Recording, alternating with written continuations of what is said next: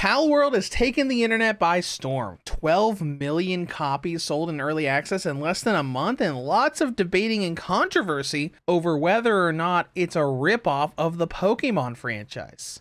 Well, either way, I bought the early access on Steam the moment I could, wanting to try it out. And not only does it run well on the likes of the Lenovo Legion Go, but Steam's handheld can play it pretty well too. So let's dive right in. Here are my results with how Palworld runs on the Steam Deck. Let's start by talking about what this game is. Many people view this as just Pokemon with guns, and that's not entirely accurate. Palworld is a survival game akin to Ark Survival Evolved, where you gather materials and do a lot of base building. You level up to unlock recipes and protect yourself from the elements, from the cold of night with a campfire to gathering food to refill you and your pals' hunger. It's just that this game has Pokemon elements with catching pals in spheres akin to how throwing works in Pokemon Legends Arceus, and the pals can help you, both with fighting and working around your base. There's a lot of Pokemon here, but at its core, it's an Ark-like survival game. Now let's go into settings. You get similar performance with launch options, though using Proton Experimental will get you a little more stability in frames as you play. I would suggest using Proton, but it's not entirely necessary. Once you're in, unfortunately, you're going to be stuck with low settings. You'll want to flip everything to its lowest possible options.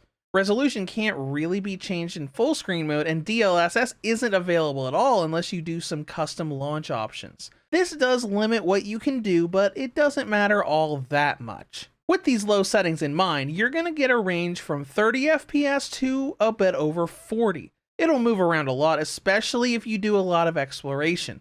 I got around 38 FPS most of the time, even with a pal out and helping me fight or working on my base. And a few really nice times showed it jumping up to 45 to 50 FPS. But there will be frame drops. It seems to be more walking in and loading areas than simply having too many characters on screen at once. I found a few places that would drop down to 29 FPS for a moment and then jump back above 30. As far as my recommendation, I would probably lock the deck down to about 30 FPS. You could also lock it to 40, but you're not going to get 40 all that much. 30 will at the very least give you more consistency. Though looking at this, to be honest, I'm pretty surprised the deck can run this game as well as it does. The Xbox version only runs around 22 FPS on the old Xbox One, and even the Series X and Series S struggle to keep it near 50 FPS. Though that might just be a testament to how badly optimized the Xbox version is versus Steam. Anyways, let's move on to battery life, which isn't a whole lot.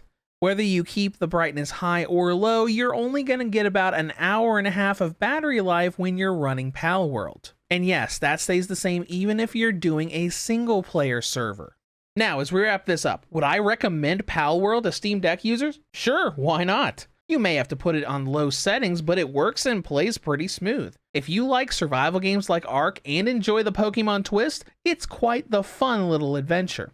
And that's all I have for you today. I'll be back soon with more Steam Deck performance and reviews. If you have any comments or questions, feel free to leave them below. Thank you for watching, and have a great day.